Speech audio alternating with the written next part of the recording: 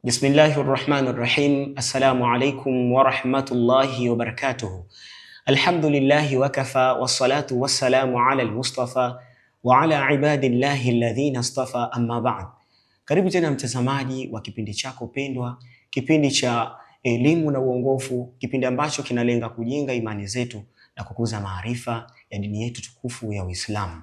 Leo tunayo mada adhim kabisa, na mada yenyewe inahusu fadhila za udhu, fadhila za kutawadha.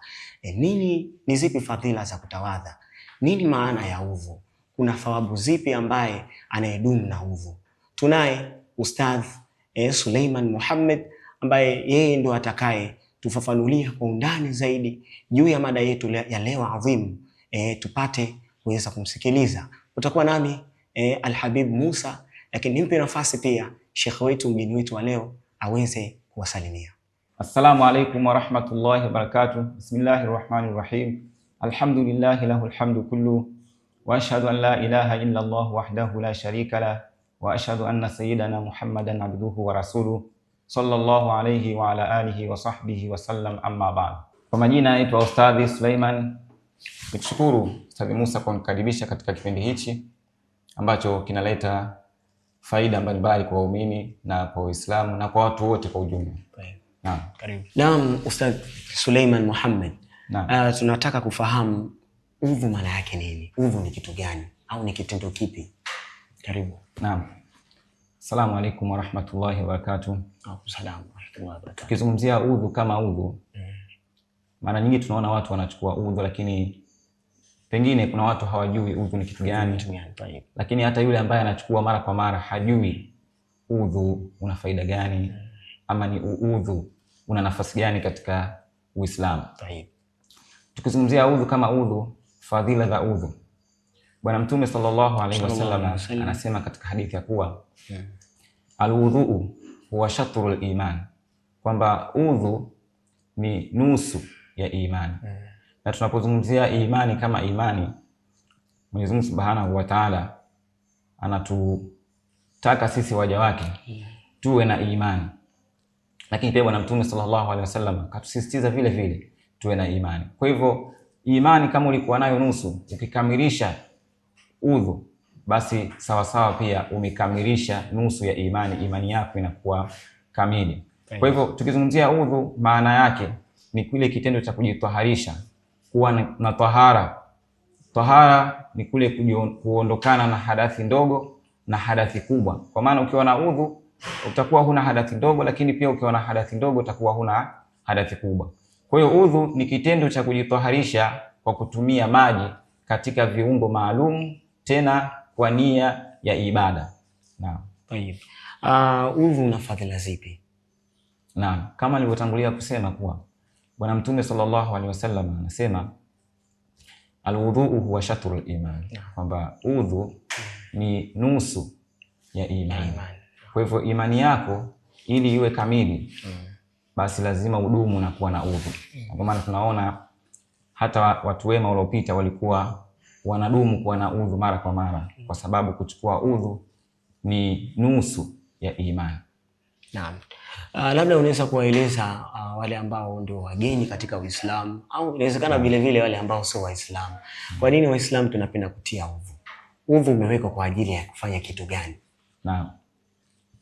Mwenyezi Mungu Subhanahu wa Ta'ala anaeleza katika Qur'ani ya kuwa idha kuntum ila salati faghsilu wujuhakum, kwamba mnaposimama kutaka kuiendea swala, basi osheni nyuso zenu, wa aidiakum, na mikono yenu, ila almarafiq, mpaka katika mirfaq, wamsahu bi ruusikum, lakini pia panguse vichwa vyenu, wa arjulakum ila alka'bayn, na miguu yenu pia mpaka katika fundo mbili. Kwa hivyo Mwenyezi Mungu Subhanahu wa Ta'ala anatutaka sisi waja wake tunapotaka kuiendea swala, basi tuiendee swala tukiwa na tahara. Kwa hivyo ni wajibu Muislamu anapotaka kuiendea swala na baadhi ya ibada, ili jambo la kuchukua udhu kwake na kuwa ni lazima.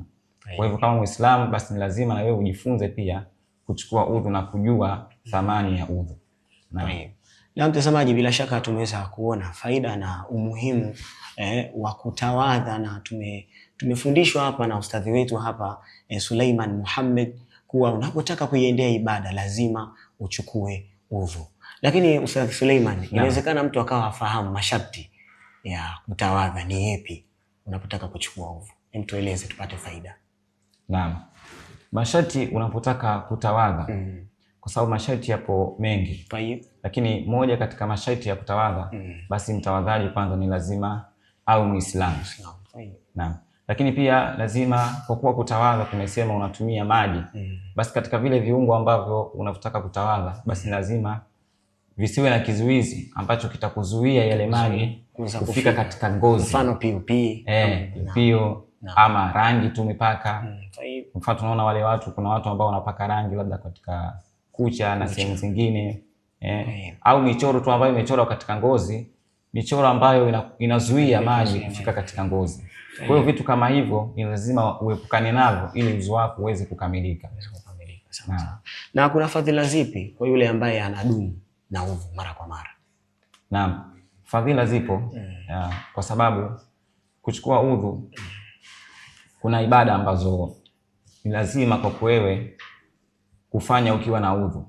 Lakini pia unapokuwa na udhu, usipokuwa na udhu, kuna mambo ambayo yanakuzuia kuyafanya usipokuwa na udhu. Kwa hivyo ni lazima uwe na udhu ili yale mambo ambayo kwa wewe kutekeleza itakuwa ni wajibu utekeleze ukiwa na udhu, ili uyatekeleze vizuri. Kwa mfano, kama tulivyoeleza ibada ya swala, ni lazima ili swala yako iweze kuswihi, basi moja katika masharti basi uwe na udhu. Tunavyoona ibada ya hija ama kutufu, basi ni lazima uwe na udhu ili ibada yako ile ya kutufu uitufu kikamilifu na utufu vile inavyotakiwa, basi ni lazima uwe na udhu. Usipokuwa na udhu, huwezi hata kushika Qur'ani, huwezi kushika msahafu kasoma. Kwa maana unaona fadhila ni nyingi sana, kwa maana usipokuwa na udhu kuna mambo yatakuzuia kufanya endapo utakuwa huna udhu. Kuna wengine ambao huwa wana tabia, akishatoka msikitini baada ya salati subuhi anapenda kudumu na udhu wake, akienda kazini anakuwa yupo katika hali ya udhu. Je, kuna thawabu gani au malipo gani kwa yule ambaye anadumisha udhu wake? Naam, thawabu zipo nyingi, sio tu kwamba kwa kudumu na udhu, bali hata pale unapochukua udhu wenyewe thawabu zipo nyingi sana. Kuna madhambi ambayo yanaondoka kwa kutumia maji, yaani unapotumia maji yanapotiririka, basi na madhambi pia yanatiririka. Kwa mfano, kuna madhambi ambayo yanapatikana katika ulimi, basi unapotokea unasukutua, yale madhambi pia yanaondoka. Ama unapoosha uso, pia madhambi ambayo uliyafanya kwa kutazama vitu vya haramu, basi yale madhambi pia yanaondoka. Unapoosha mikono, Bwana Mtume sallallahu alaihi wasallam anasema madhambi yanaondoka katika kucha, maji yanapotiririka na yale madhambi yanakuwa yanaondoka, na vile vile katika miguu. Bwana Mtume sallallahu alaihi wasallam anasema, ala adullukum ala ma yamhu Allahu bihi al-khataya, je, isikujulisheni juu ya mambo ambayo Mwenyezi Mungu Subhanahu wa Ta'ala anafuta madhambi? Qalu bala, wakasema ndio, tuambie ewe Mtume Mwenyezi Mungu. Bwana Mtume sallallahu alaihi wasallam akasema, alwudhu, kwa maana isbaghul wudhui ni kule kujieneza udhu ala almakarih, katika nyakati zile za karaha ama maeneo ya karaha, kwa maana sehemu ambazo kuchukua udhu na kuwa ni kero. Kwa mfano kipindi cha baridi kali kama subhi ama kuna baadhi ya mikoa ama miji baridi inakuwa kali sana. So katika wakati kama ule ama sehemu kama zile unapochukua udhu, basi malipo yake yanakuwa ni makubwa zaidi, japo ipo nafasi pia ya kutayamam, lakini pia ukichukua udhu kwa nafasi ile ile, kwa kujua thamani ya udhu, kutumia maji japo kuwa maji yana baridi, basi thawabu zake zinakuwa ni nyingi, lakini pia unanyanyuliwa daraja siku ya Kiyama. Na mtazamaji, bila shaka tumeweza kupata faida ya udhu na tumeweza kujifunza hapo kuwa udhu hekima yake ama busara yake Mwenyezi Mungu Subhanahu wa Ta'ala kutuwekea ni kama vile kutupa ofa waumini ama Waislamu, kwa sababu sisi wanadamu tuna makosa mengi, tunakosea, tunafanya madhambi mengi. Kwa hiyo pale ambapo unataka kwenda kufanya ibada kuwa karibu na Allah Subhanahu wa Ta'ala, ndio maana ukawekwa udhu ili iwe ni sababu ya kuweza kufutiwa madhambi katika yale ambayo umeyatazama. Na leo tunaona katika majukumu yetu, katika simu zetu, fitna nyingi zimetapakaa. Kwa hiyo kule kutawadha katika uso inakuwa ni ofa ya wewe kufutiwa madhambi yako.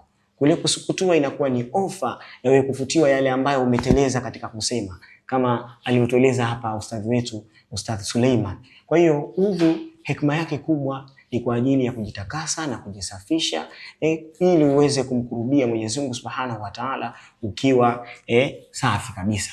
Kwa hiyo Ustadh Suleiman, unaweza kutufundisha labda kuna dua ambayo inasomwa kabla ya kutawadha na baada? Naam. Dua zipo ambazo zinazosomwa kabla na baada. Na dua inayosomwa kabla ya kuchukua udhu ni kule kutamka bismillah. Swali ambapo unaanza bismillahir rahmanir rahim. Ni dua ambayo inasomwa kabla ya kabisa kuchukua udhu, ni sunna.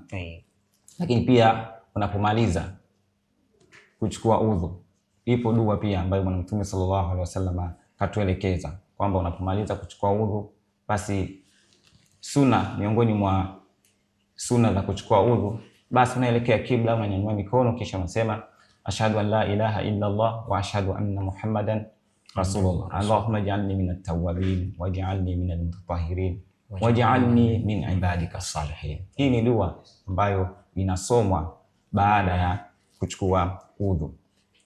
Na Bwana Mtume sallallahu alaihi wasallam ameeleza katika hadithi kuwa man tawadda, mwenye kutawadha, fayuhsinu alwudhu'a, kisha akaufanya vizuri ule udhu wake, thumma yakulu, kisha anasema baada ya kutawadha, ashhadu an la ilaha illa Allah wahdahu la sharika la wa ashhadu anna Muhammadan abduhu wa rasuluhu, kisha akasema maneno haya, basi Bwana Mtume sallallahu alaihi wasallam anasema ghufira lahu ma taqaddama min dhanbi. Lakini pia katika sehemu nyingine akasema futihat lahu abwabul janna, kwamba funguliwa yeye milango ya pepo. Kwa hivyo unaweza kuona kuwa ni faida kubwa. Lakini pia sehemu nyingine Bwana Mtume sallallahu alaihi wasallam aliulizwa kwamba vipi utawatambua umma wako siku ya Kiyama? Kwa maana siku ya Kiyama kutakuwa na nyimati nyingi, kwa maana kila mtume sallallahu alaihi wasallam, kila mtume atakuwa na umma wake. Kwa maana Bwana Mtume sallallahu alaihi wasallam akaulizwa, utawezaje kuwatambua umma wako? Bwana Mtume sallallahu alaihi wasallam akasema, inna ummati, hakika umma wangu, yud'auna yawmal qiyamati, wataitwa ili siku ya Kiyama, dhurran muhajjalina, wakiwa wanang'aa viungo vyao, vile viungo ambavyo vilikuwa vina msamaji wakati amechukua udhu, min athari udhu, kutokana na athari za udhu. Naam, shukran. Na bila shaka mtazamaji ambao unaendelea kutufuatilia wa kipindi cha elimu na uongofu, tumeweza kupata faida kubwa, hususan katika swala zima la udhu, fadhila zake, umuhimu wake, thawabu zake. Ametufundisha ustadhi wetu Ustadh Suleiman. Hivyo basi nakusihi tu endelea kuungana nasi katika vipindi vijavyo ili tuweze kupata faida mbalimbali ambazo zitaweza kuwa ni sababu ya kuweza kukuza imani zetu, lakini si hivyo tu, kukuza vile vile maarifa yetu. Ulikuwa nami Alhabib Musa, lakini nikushukuru wewe ambaye uliungana nasi kuanzia mwanzo wa kipindi hiki mpaka tamati ya kipindi hiki. Usikose kusubscribe channel yetu ya Rapta TV, kushare, kulike na kucomment, lakini vile vile kufuatilia katika mitandao ya kijamii kama vile Instagram, TikTok na mingineyo. Karibu na nikushukuru. Wassalamu alaikum wal afwa minkum.